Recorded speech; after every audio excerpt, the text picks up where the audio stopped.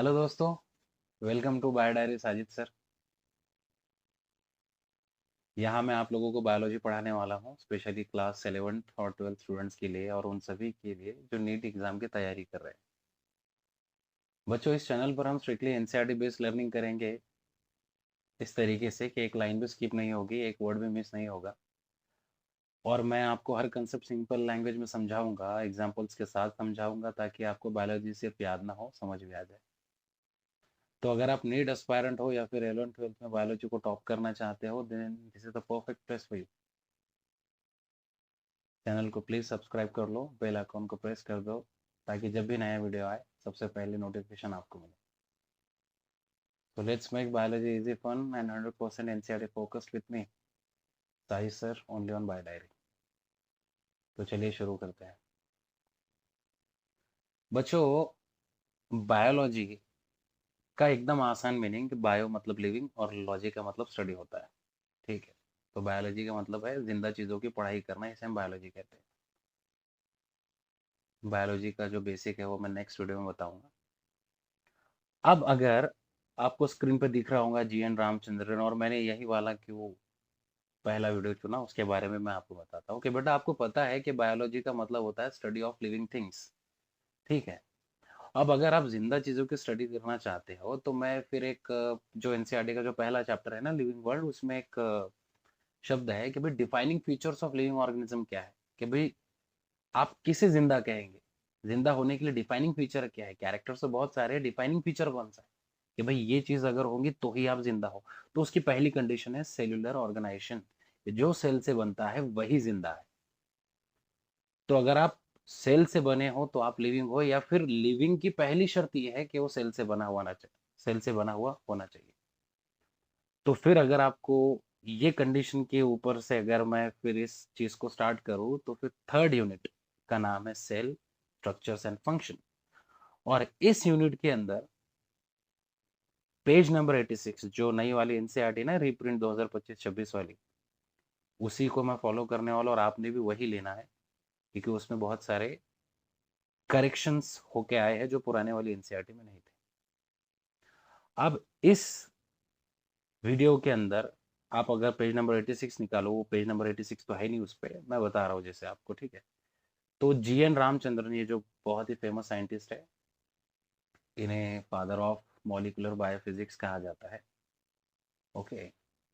जी N Ramachandran, इनका पूरा नाम है गोपाल समुद्रम नारायणन रामचंद्रन। तो जी एन रामचंद्रन जी का जो जन्म है वो केरला में हुआ था। केरला का एक छोटा सा, मतलब उस टाइम पे तो टाउन था, अभी बहुत बड़ा गांव है, एर्नाकुलम, जो कोची या कोचिन के पास है। जी एन रामचंद्रन जी का जो जन्म है अक्टूबर 8 1922 में हुआ था। ओके। अब मैं जो आप लोगों को पढ़ाऊंगा ना, वो एकदम फुल्ली एनसीईआरटी से, तो कुछ बातें अगर मैं एक्स्ट्रा भी बताऊँ तो आप लोगों ने उसको सुन लेना, याद रखा तो बहुत अच्छी बात है। और कुछ एक्स्ट्रा बातें जो मैं बताता हूँ ना, वो कॉन्सेप्ट को क्लियर करने के लिए बताना पड़ेंगे बेटा। ठीक है। चलिए, अब मैं यहाँ पे ये लाइन पढ़ता हूँ, जरा ध्यान से सुनना कि मैं बता रहा हूँ आपको कि भी एक लाइन भी और एक वर्ड भी स्किप नहीं होगा, मतलब इसके बाद में आपको कुछ और देखने की जरूरत ही नहीं पड़ेगी। पहली लाइन पे ध्यान दो कि G N Ramachandran, an outstanding figure in the field of protein structure, and he was the founder of Madras school of the conformational analysis of biopolymer. अब बेटा, यहाँ पे मैंने जो चार्ट बनाया है, तो इसके अंदर आप देखोगे भी founder of Madras school. Madras school कोई स्कूल वगैरह नहीं था, मैं आपको बता दूं, ये रिसर्च ग्रुप था। ठीक है। यूनिवर्सिटी ऑफ मद्रास में रामचंद्रन जी ने एक रिसर्च ग्रुप स्टार्ट किया था। ओके। मॉलिकुलर बायोफिजिक्स का था वो ग्रुप, और वहाँ पे वो स्टडी करते थे पॉलीमर्स के कन्फर्मेशनल एनालिसिस पे। अब अगर ये शब्द आपको थोड़ा सा बहुत पेचीदा लग रहा होगा कि सर ये क्या होता है कन्फर्मेशनल एनालिसिस, तो मैं आपको बताता हूँ। एक्चुअल में क्या होता है कि जैसे बायोपॉलीमर की अगर मैं बात करूँ कोई भी, बच्चों, हाँ, तो बायो का मतलब होता है लिविंग, और पॉली मतलब एक से ज्यादा, और मर मतलब पार्ट्स। ओके। मतलब जैसे मान के चलो, एक दीवार, दीवार एक है, बड़ी दीवार है, मगर जब उसको मैं तोड़ूंगा तो वो छोटी छोटी ईंटों से बनी हुई है।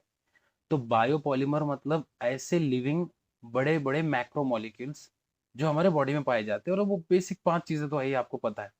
कार्बोहाइड्रेट्स है, प्रोटीन्स है, और आरएनए है, डीएनए है। ठीक है, ये बायोपॉलीमर्स है। ओके, कैसे? मान के चलो एक प्रोटीन एक पॉलीमर है, एक बड़ा सा यूनिट है, क्योंकि किससे बना है? हजारों लाखों छोटे छोटे अमीनो एसिड से।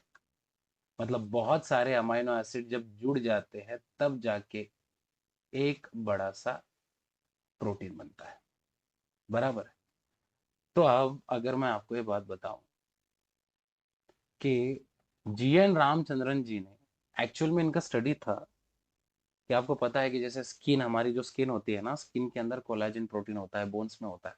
ओके, तो कोलेजन का ट्रिपल हेलिकल स्ट्रक्चर इन्होंने डिस्कवर किया था। ओके, थोड़ा सा इसको मैं और इलाबोरेट करता हूँ कि ट्रिपल हेलिकल मतलब 3 पॉलीपेप्टाइड चेन है उसमें। जैसे बालों की चोटी होती है ना, तो उसमें 3 ऐसे बालों की ऐसी 3 चोटियां जो आपस में ट्विस्ट की जाएंगी। ओके, करेक्ट है ना? तो अब मैं आपको थोड़ा सा, अब ध्यान से सुनो। मान कर चलो कि भाई ये जो मैंने डायग्राम दिया है यहाँ पे, कोलेजन का जो 3D हेलिक्स आपको नजर आ रहा है, तो यहाँ पे आप देखेंगे कि भाई ये 3 पॉलीपेप्टाइड चेन आपस में इस तरीके से ट्विस्टेड है, जिसके वजह से वो स्ट्रांग भी होगा और फ्लेक्सिबल भी होगी। इसीलिए तो हमारी स्किन इतनी मजबूत है, हड्डियां इतनी मजबूत है, फ्लेक्सिबल है। हड्डियां खैर से फ्लेक्सिबल नहीं, स्किन तो है। तो इन्होंने triple helical structure of collagen को डिस्कवर किया था। Okay, with the help of Ramachandran plot. Okay, Ramachandran plot क्या है? इसको भी इन्होंने प्रपोज किया था। अब मैंने, अगर आप देखेंगे ना कि इस पैराग्राफ में बहुत सारे एक्स्ट्रा की बातें हैं, पर मैंने हाईलाइट सिर्फ 4 चीजों को किया है। पहला MCQ, founder of Madras school. दूसरा, discover triple helical structure of collagen. और तीसरा, he was the person who proposed Ramachandran plot. Collagen is the most abundant animal protein, एक बेहतरीन लाइन है chapter number 9 biomolecule, page number 110 की लाइन नंबर 1 में आपको ये मिल जाएगी लाइन। ओके, तो ये मैं आपको कहा है कि स्ट्रिक्टली एनसीईआरटी से जाएंगे कि आपको एक लाइन भी पढ़ने की जरूरत नहीं पड़ेगी। वीडियोस भले ही थोड़े से ज्यादा लेंदी रहेंगे, पर वो जरूरी है, क्योंकि फिर आपको उसके अलावा कुछ भी देखने की जरूरत नहीं पड़ेगी बेटा। तो जब जीएन रामचंद्रन जी ने triple helical structure of collagen, collagen का जब स्ट्रक्चर डिस्कवर किया ना, तो इन्होंने इसे पब्लिश किया था नेचर। नेचर जिनको नहीं पता ना, ये एक साइंटिफिक जर्नल है, वर्ल्ड का मोस्ट प्रेस्टिजियस जर्नल में आता है ये। मतलब कोई भी साइंटिस्ट जब कोई नया इन्वेंशन या डिस्कवरी करता है तो वो पब्लिश करता है बड़े बड़े जर्नल्स में, तो उसमें से नेचर है। तो 1954 में उन्होंने कोलेजन का स्ट्रक्चर पब्लिश किया। ओके, अब यहाँ पे स्टेटमेंट पे ध्यान दो कि इस discovery of the triple helical structure of collagen publish in nature in 1954 and is analysis of the allowed conformation of protein through the use of Ramchandran plot rank among the most outstanding contribution in the structural biology। इन्होंने Ramachandran plot की मदद से collagen का structure बताया था दुनिया को। अब फिर आप ये कहेंगे कि सर रामचंद्रन प्लॉट क्या है? तो बेसिक भाषा में कि भाई कोलेजन एक प्रोटीन है, प्रोटीन किसका चेन होता है? अमीनो एसिड का। अब मान के चलो ईंटें हैं, तो मैं ईंटों को अगर कैसे भी अगर अरेंज कर दूं, कैसे भी, तो क्या मैं एक बड़ी दीवार बना पाऊंगा? क्या? बिल्कुल नहीं। एक परफेक्ट दीवार बनाने के लिए मुझे ईंटों को प्रॉपरली अरेंज करना पड़ेगा। तो उसी तरीके से प्रॉपरली जब अमीनो एसिड्स अरेंज्ड होंगे, ओके, अरेंज्ड होंगे, तब जाके एक ऐसा प्रोटीन बनेगा, और उस प्रोटीन को जब 3D शेप मिलेगा तब जाके कहीं ना कहीं वो फंक्शनल होगा और वो सही से काम करेगा। करेक्ट है? तो अब ध्यान दो यहाँ पे कि रामचंद्रन प्लॉट क्या है। तो वो प्रोटीन के शेप की एक गाइड बुक है, वो एक तरीके का ग्राफ है, प्लॉट है, कि किस तरीके से अमीनो एसिड्स एक दूसरे को फोल्ड कर कर एक प्रोटीन को बनाते हैं फंक्शनल, ताकि वो सही से काम कर सके। इन शॉर्ट, रामचंद्रन प्लॉट क्या है? अरेंजमेंट और folding of amino acid. Okay, अगर वो करेक्ट है कि नहीं है, ये इससे हमको पता चल जाता है। मतलब रामचंद्रन प्लॉट, इससे हमको क्विकली पता चल जाएगा कि भाई एक प्रोटीन के कितने स्टेबल स्ट्रक्चर बन सकते हैं या नहीं बन सकते। ये बहुत बड़ा एक, मतलब जब जो भी बच्चे हायर स्टडीज करेंगे बायोकेमिस्ट्री में, तो उनको पता है ये रामचंद्रन प्लॉट, ये पीछा नहीं छोड़ता है टॉपिक। ओके, अब बेटा यहाँ पे मैं ये सारी चीज़ें आपको बता चुका हूँ। कन्फॉर्मेशनल एनालिसिस ऑफ बायोपॉलीमर, ये जो मैंने अभी बताया ना आपको कि वो मद्रास स्कूल में उन्होंने किया था। कन्फॉर्मेशनल एनालिसिस ऑफ बायोपॉलीमर मतलब क्या है कि भाई डीएनए और आरएनए जैसे बड़े बड़े मॉलिक्यूल कैसे खुद को फोल्ड करते हैं और कैसे वो 3D शेप लेते हैं। अब आपको ये दिखेगा यहाँ पे लाइन। अब ये एकदम बेसिक सी बात है कि he was born on 8 October 1922 in a small town not far from Cochin on the south western coast of India. In short 8 अक्टूबर 1922 में पैदा हुए थे केरला के एर्नाकुलम, एक छोटे से गांव में जो कोचीन के पास ही है। इनके फादर मैथ्स के प्रोफेसर थे। उसके बाद में उनके फादर मैथ्स के प्रोफेसर थे, तो इस वजह से रामचंद्रन को मैथमेटिक्स बहुत इंटरेस्टिंग लगता था। फिर उन्होंने 1942 में बीएससी ऑनर्स से फिजिक्स से टॉप किया और फिर उसके बाद में वो कैम्ब्रिज यूनिवर्सिटी चले गए पीएचडी के लिए। अब ये जो लाइन है ना, ये एमसीक्यू के लिए कौन सी इंपॉर्टेंट है, आप ध्यान से सुनो। कैम्ब्रिज में जब वो पीएचडी कर रहे थे तो रामचंद्रन जी वहां पे तब मिले लाइनस पॉलिंग से। बेटा ये मोस्ट इंपॉर्टेंट टॉपिक है इसमें का लास्ट वाला, Linus Pauling, and was deeply influenced by his publication on the models of alpha helix and beta sheet structure that directed his attention to solving the structure of collagen। बेटा actual में जब रामचंद्रन जी ने Ramachandran plot की मदद से collagen का structure जब discover करके दुनिया को बताया, ये एक्चुअल में किससे प्रेरित था? ये कोलेजिन का स्ट्रक्चर जो बताए ना उन्होंने, वो इंस्पायर थे लाइनस पॉलिंग से। लाइनस पॉलिंग, मैं आपको बता दूं, लाइनस पॉलिंग ये दुनिया के एक लौते व्यक्ति है जिनको 2 बार नोबेल अवार्ड मिला है, वो भी अनशेयर्ड अवार्ड। मतलब ये एक ही इंसान थे। ओके, मतलब इन्होंने शेयर नहीं किया किसी और व्यक्ति के साथ में। बाकी है लोग जिनको दो दो भी नोबेल मिले हैं, पर उन्होंने शेयर किया था। तो ये कोई साधारण व्यक्ति नहीं। एक बार इनको नोबेल मिला था केमिस्ट्री में और एक बार मिला था नोबेल पीस प्राइज मिला है इनको। तो लाइनस पॉलिंग, रॉबर्ट कोरे और हरमन ब्रांसन, मैंने इसको अंडरलाइन क्यों किया लाइनस पॉलिंग को, क्योंकि रॉबर्ट कोरे और हरमन ब्रांसन का नाम नहीं है इस पैराग्राफ में। तो अगर आपको याद रखना है तो रखो, वरना मत रखो, बट लाइनस पॉलिंग का नाम आपको याद रखना है। तो लाइनस पॉलिंग प्रोटीन शेप्स पे स्टडी करते थे। तब उन्होंने बताया कि भाई जैसे प्रोटीन्स के जो शेप रहते हैं ना, जब मैं आपको बायोमोलिक्यूल पढ़ाऊंगा ना तब उसमें बताऊंगा कि जब प्रोटीन फोल्ड होना चाहता है ना तो पहले अमीनो एसिड्स की एक सीधी लाइन बनती है। तो जो सीधे स्ट्रक्चर रहते हैं उसको प्राइमरी प्रोटीन्स कहते हैं।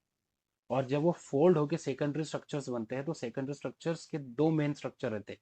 अल्फा हेलिक्स, कि जब अमीनो एसिड इस तरीके से अरेंज होंगे अल्फा हेलिक्स में, या फिर वो बीटा शीट स्ट्रक्चर्स जैसा लाइक। तो इसीलिए मैंने कहा कि भाई जब लाइनस पॉलिंग के अल्फा हेलिक्स और बीटा शीट स्ट्रक्चर से प्रेरित होकर फिर इन्होंने स्टडी किया, जीएन रामचंद्रन ने, रामचंद्रन प्लॉट को डिस्कवर किया और उसकी मदद से triple helical structure of collagen बताया। ओके, और फिर लास्ट में he passed away at the age of 78 years की उम्र में उनका देहांत हो गया 7 अप्रैल को 2001। बेटा कहीं ना कहीं ये चीज़ें, थोड़ा सा मैं कह रहा हूँ ना आपको, वीडियोस आपको लेंदी लगेंगे, पर प्लीज़ देख लेना, क्योंकि फिर इसके बाद में आपको कुछ और देखने की ज़रूरत नहीं पड़ने वाली। ओके, अगर आपको कोई भी डाउट हो, कोई भी सवाल हो, कोई क्वेश्चन हो, कोई क्वेरी हो, तो भी आप कमेंट कर सकते हो। अगर आपको वीडियो अच्छा लगा होगा तो लाइक करो, अपने दोस्तों में शेयर करो। ओके, चलिए, थैंक यू और मिलते हैं अगली वीडियो।